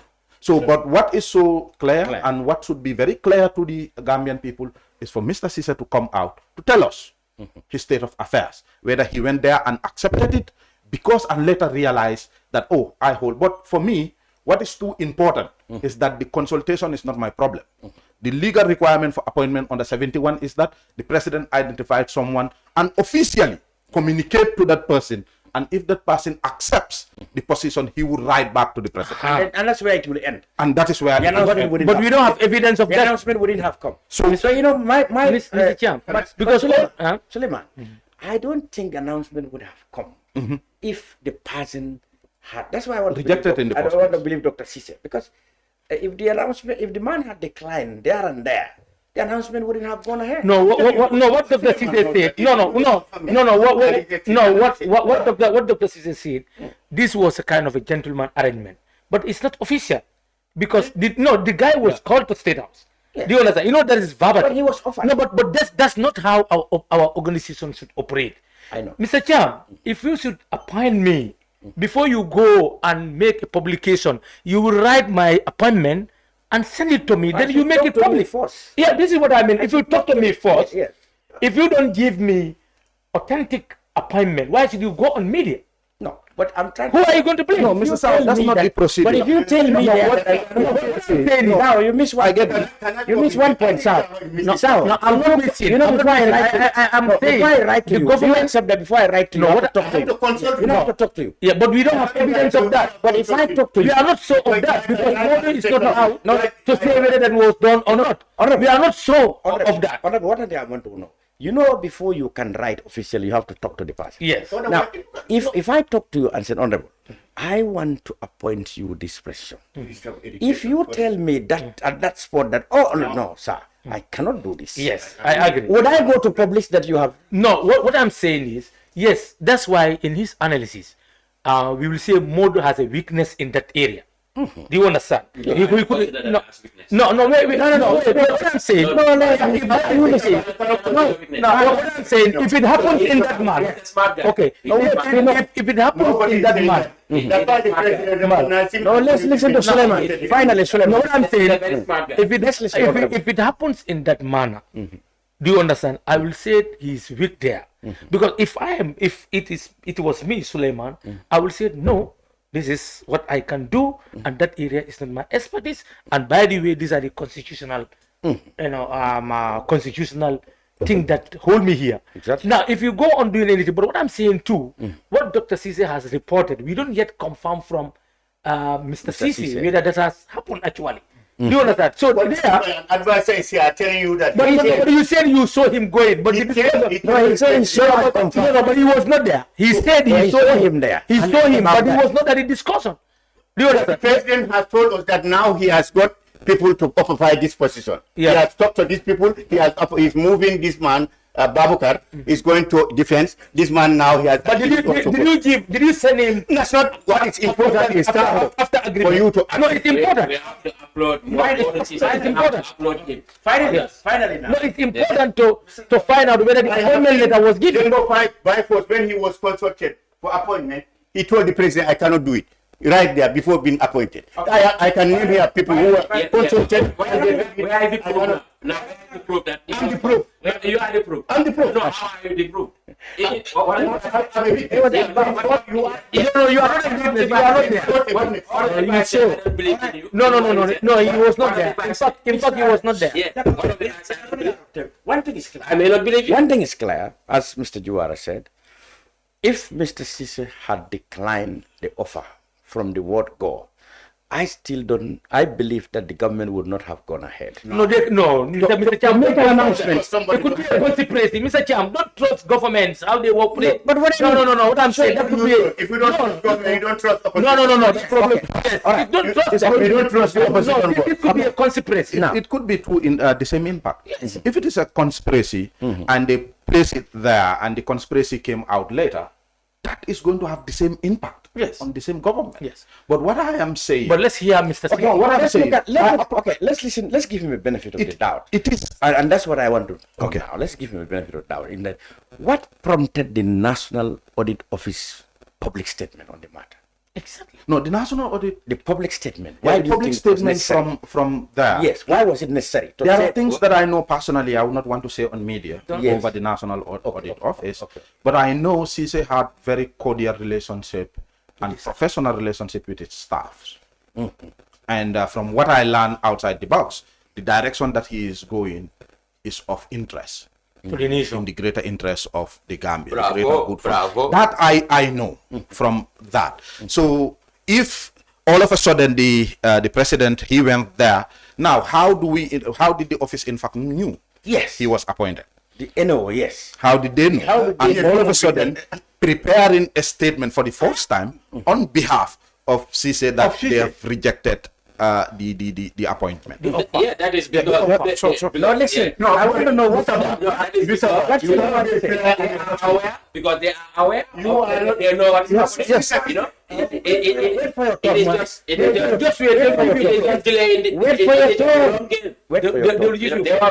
Wait for your turn. Why would the NAO found it necessary to come with this clarification? Because obviously they want the public to consume this information, at the same time when it is hot, and in real time. Sure. That's why they came out to say that the guy was offered, but he declined. Why would it be necessary for them to do that? So this is what also confirmed my second school of thought that I've created around that. So the second school of thought, there could be certain cynical issues that are going around NAO that we are yet to know exactly. And the pressure could have been coming from government because the reaction was too quick and at the same time sharp and calculated in such a moment that it created some row around the president action. So Cisse, we would say, has managed that office properly. Because it's not in fact often to see Gambians being in an institution, the head is removed, and all of a sudden the entire system standing by that head. That means that very, very rare. have a good leader. Very, very rare. So that painted. Wait for your turn. Wait for your turn. We are just discussing. So wait for your turn. Wait for your turn. Just a discussion. No, wait for your turn. Everybody can turn. Wait for your turn. So that painted Mr. Cisse as a very, very viable appointment to remain in audit. Okay. So why the president would want to change that? Because for me, if you gauge impact on trade and impact on audit, I would pick him to be remain in audit than audit. But I am not President Barrow. He could have a different feeling. Mr. Chair, Thank you very much. Mr. Chair, I have one advice. Okay. I'm not advising as a UDP member, but as a National Assembly member to the presidency and the President of the Republic. Let him maintain Mod Cisse to be the Auditor General. Because I have the constitutional right to advise the president at any moment. Because there are certain things we have to look at the atmosphere, the political atmosphere in this country. Like you said, the gala is there all the time on the street. The media is there working. It's all democracy, we know. The parliament is there. But let's make sure that there is job security. Because if there is no job security, anytime Mr. Mballow, who is performing, advising the president, can be removed from office. Yeah. So let's protect each other. Let's protect our institution. Fantastic. Let the president know that is the captain. Do you understand? And we all belongs to him. If somebody you feel that can do this, and rather now him and the entire team said no, let him respect that decision. Fantastic. And we forge ahead as a nation. Thank you very much. We wanted to bring the increment of political parties. No, let me make the clarification. Yes. Before you go, why do you do that? No, you want only these people to form political parties. Parliament. Oh, I want to block Mr. When a bill is in front of Parliament, and others when a bill is in front of the Parliament, it takes stages. Yes. It's not approved yet because the bill is not yet voted. So it's a suggestion. No, we are at the committee stage. No, we are at the committee. Amendment has been proposed, and majority voted for it to stand. But us, we are thinking to rescind the decision. When you say you mean I mean the minority. Minority caucus. The reason is you cannot just wait election is coming, you start increasing fees. It's in fact undemocratic. One, it doesn't tell well of an election. It will have an impact on 2026 election. Do you understand? So we need to be very careful. But how can you change that when you don't have? No, we will talk to them as I'm talking to you. Okay. It's all about dialogue. It's all about explaining issues to them. Because like if Juwara want to contest as an independent, you will see it as MPs are conspiring to deny order.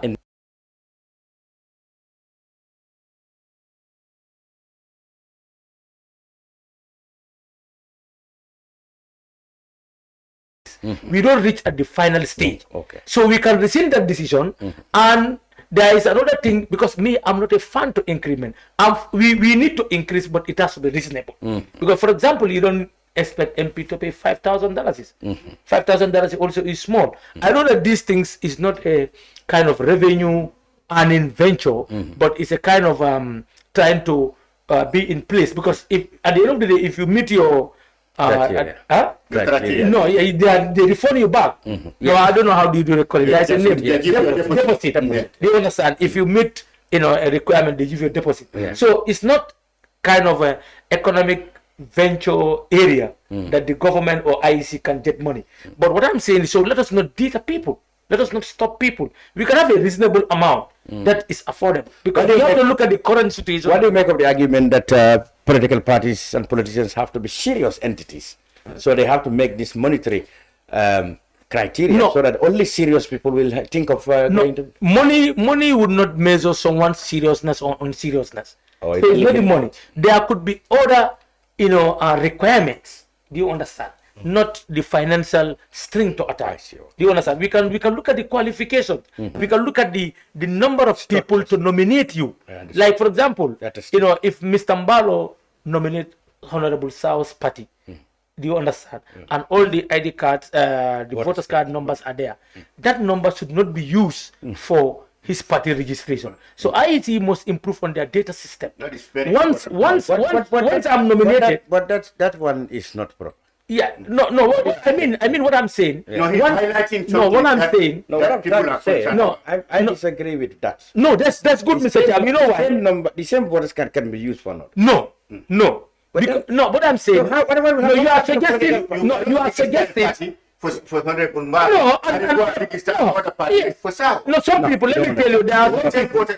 You are in UDP, you are in MP, you are in DP. You cannot nominate me for president. Let me tell you. There are other candidates You want here. to change that in the electoral bill. That's what you want. No, this has something that you are talking about money. You raise an issue of how to control and know that some people are serious. Yeah. I'm saying this could be one of the steps taken, which is very positive. That is already there. Do you understand? No, that one is not there. They don't accept, No, but what I'm saying, cannot but they cannot vet it. Cannot nominate. They cannot know it. People are doing it. Vetting is not there.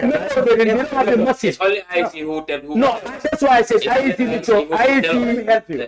need to improve on the system. It's not there. There's nothing in the law. It's not there at the moment, and I support that. He's right. There's nothing in the law that says Lamin cannot nominate Suleyman and also nominate. No, it's there. It's there in the IEC. It's there. What did you say? No, it's there. But what I'm saying, you cannot regulate it. How? Because they cannot know it. Yeah, they cannot know it because you, Mr. Cham from Sukut. They don't have the capacity to verify. Yes. So what do you want to do now? No, what I'm saying is, one of the things that we can do is verification. Yeah. To make sure that Honorable Saho get the right people to, because some people they just go to the list and start nominating people. They fill it there. Without you, in fact, knowing. Because IEC will go and display all these information, ID card numbers and names. They will just print. Do you understand? What I'm saying is IEC should be developed to a standard to make sure that these things are verified. From now. If they look at Honorable Saho, who are the people? Mr. Cham. Okay, if I'm nominated by you, if my name appeared another one it should be cancelled. That's a query. So we need to vet this thing to operate, and more so, this foreign registrations that we're talking about. Yeah. IEC should try to, or ECOWAS should try to ensure that, like, if you are not a dual citizen, if you vote in Senegal, even if you want to vote in Gambia, it should be detected. If you vote in Gambia, a voter in Gambia, registered voter in Gambia, if you want to vote in Senegal, it should be detected. Yes. ECOWAS need to work on that to make sure that our elections are free and fair, because we are so much interrelated. The borders are so porous. It's very common. You understand? So it's not only Gambia and Senegal. No. If you go to Ghana and Sierra Leone, the same thing. so it's Sierra Leone, the same. So Sierra Leone, in order to make sure that there is sanity in our election, these are some of these at the ECOWAS level, AU level. Yeah. We need to discuss some of these things to well, make sure that in the parliament, in the Pan-African Parliament, you can advocate that. Gentlemen, it's been very, very, very nice having you, Honorable Saihou Mballow, advisor to the presidency. The Honorable Suleyman Saho of the UDP and of Badibou. I wish it could be Kian. And Momodou, politician and academician, as well as Lamin Juwara, research fellow at the University of the Gambia for political science. There's something I want to tell the audience. Shall I say it? Shall I give you identity? Go ahead. Shall I do that? Go ahead.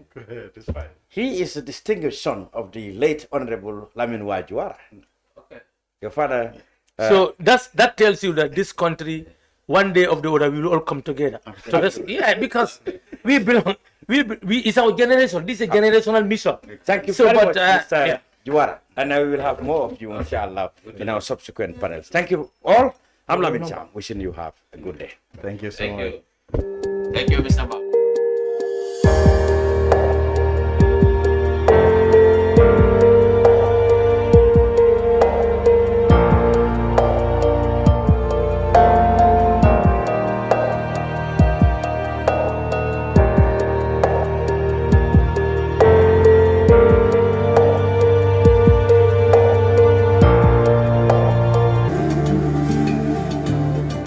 Islamic microfinance is becoming an increasingly popular mechanism for poverty alleviation, especially for developing countries around the world. This microfinance service adheres to the principles of Islam as a form of social responsibility. Yona Islamic Microfinance is the Islamic microfinance of choice in the Gambia, trustworthy and reliable. At Yona Islamic Microfinance, we provide savings products, current accounts, financing products in conformity with Islam. In addition, Yona Islamic Microfinance also offers local and international remittances, takaful fund, management of zakat, management of awqaf, trading and investment, and building of strategic partnerships to bring financial services to the doorstep of the poor with donor projects, madrasas, youth organizations, women groups, and farmer organizations. Make a choice with Yona Islamic Microfinance today. For more information on Yona Islamic Microfinance, call 377-2151 or 9832-151 or visit Yona head office at Tipa Garage, Bakote, or visit any Yona branch located countrywide near you. Jamano Money Transfer Bureau de Change, your go-to option when it comes to money transfer. With Jamano, you can send money from anywhere in the world to your family and loved ones in the Gambia and be sure the funds will be delivered to them within the shortest time possible. For your convenience, funds sent through Jamano Money Transfer can be picked from all the banks and multiple other financial institutions, including Ajib Bank, Trust Bank, GT Bank, Mega Bank, Basic Bank, Reliance Financial Services, and Approved Services. Visit our head office at Bruce B opposite AfricMed next to Trust Bank Limited or email us at info@jamanomt.com. You can as well call us on 310-3050 or 310-3051 or yet still 733-0688. Our opening hours are 8 a.m. to 8 p.m. Monday to Saturday and 9 a.m. to 4 p.m. on Sunday. Jamano Money Transfer, your most trusted money transfer service where customer satisfaction is paramount. When you think of a simple, fast, and reliable money transfer, think Jamano Money Transfer.